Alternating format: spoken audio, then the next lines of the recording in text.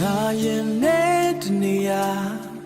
ဘယ်တော့မှတွေ့အိမ်မသွားဘူးအမြဲတမ်းထာဝရ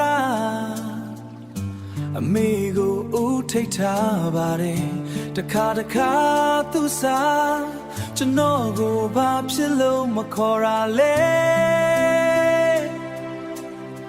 စိတ်ထဲကနေလမ်းအော်မိတယ်အဲလောက်ထိချစ်တာပေါ်လွမ်းနာပေါ်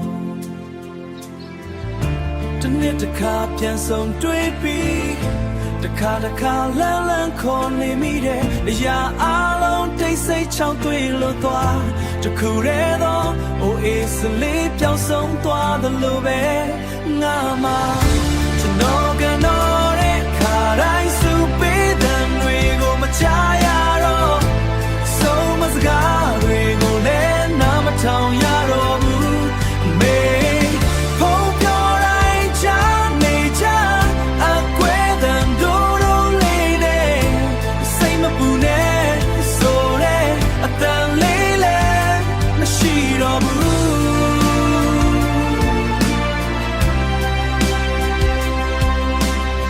အမေတန်လေးကိုကြားချင်မှသေးတယ်ဘာကြောင့်များအစောကြီးထွက်သွားရလဲအိမ်မထဲတောင်လာမပေးဘူးနော်အိမ်မထဲတောင်လာမပေးဘူးနော်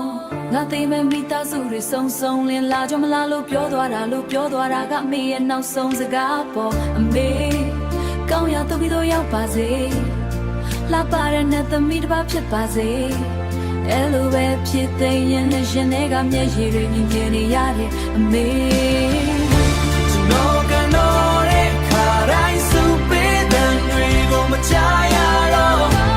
ဆုံးမစကားတွေကိုလည်းနားမထောင်ရတော့ဘူးမေဖုန်းပြောတိုင်းချနေချအကွဲတဲ့ဒိုးရိုးလေးနဲ့စိတ်မပူနဲ့ဆိုတဲ့အတန်လေးလည်းမရှိတော့ဘူး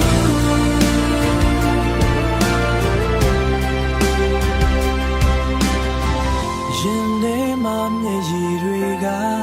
မြေခါပေါ်အမေ